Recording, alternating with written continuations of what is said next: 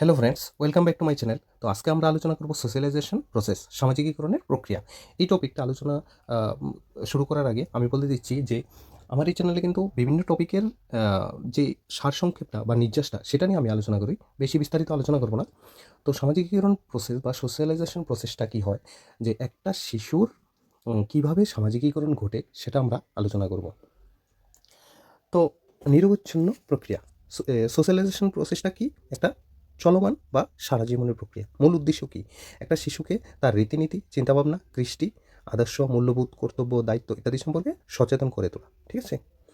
তারপর এই গেল আমরা সামাজিকীকরণের প্রক্রিয়াটা সম্পর্কে একটু জানলাম। তারপর টাইপস অফ সোশ্যালাইজেশন। সোশ্যালাইজেশন ২ প্রকার। ঠিক আছে? স্বাভাবিক সামাজিকীকরণ আর পরিকল্পিত সামাজিকীকরণ। নরমাল সোশ্যালাইজেশন আর হলো প্ল্যান্ড সোশ্যালাইজেশন। ঠিক আছে? তো সামাজিক আ সামাজিক স্বাভাবিক সামাজিকীকরণ।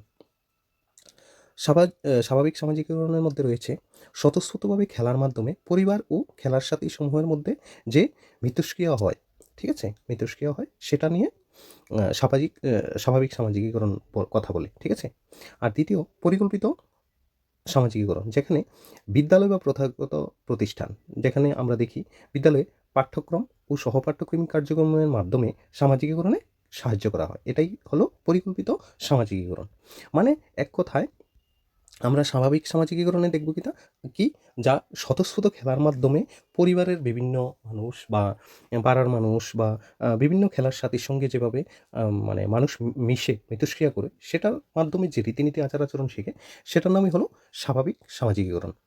আর পরিকল্পিত সামাজিকীকরণ যেখানে একটা প্রতিষ্ঠান থাকবে, প্রথাগত প্রতিষ্ঠান, যেমন ধরুন বিদ্যালয়, ঠিক আছে? সেখানে পাঠ্যক্রম থাকবে এবং সহপাঠ্যক্রমিক কার্যাবলীর মাধ্যমে সামাজিকীকরণ ঘটে। এটাকে বলা হয় পরিকল্পিত সামাজিকীকরণ। ঠিক আছে? তারপর হলো টাইপস অফ কারিকুলাম। পরিকল্পিত পরিবেশের ২ প্রকার। ঠিক আছে? এই যে আমরা বললাম একটু আগে পরিকল্পিত পরিকল্পিত সামাজিকীকরণ, এটাকে আবার ২ ভাগে ভাগ করা হয়েছে। কি? দেখুন, ইতিবাচক পরিবেশ আর নেতিবাচক পরিবেশ। ঠিক আছে? ইতিবাচক পরিবেশে দেখুন, যে সামাজিক শিখন শিক্ষার্থীর মধ্যে আনন্দ ও কর্মোদ্যোগের কারণ হয়। ধরুন একটা শিশু একটা টিচারকে ভালো পায়। কারণ কি? কারণ একটা টিচার ওই শিশুটাকে যথেষ্ট কিন্তু আদর করেছে বা উৎসাহ দিয়েছে। সেইজন্য কিন্তু শিশুটা ওই টিচারকে ভালো পায়। ওই টিচারের মাধ্যমে কিন্তু ইতিবাচক সামাজিকীকরণ হয়েছে। ঠিক আছে? আর নেতিবাচক সামাজিকীকরণটা ধরুন কোনো কিছু শেখানোর জন্য আমরা যখন শাস্তি বা কর্কশ আচরণ করব, তখন এটা হয়ে যাবে কিন্তু নেতিবাচক আচরণ। তো সামাজিকীকরণের প্রক্রিয়া হিসাবে শিক্ষা বিভিন্নভাবে ভূমিকা পালন করে।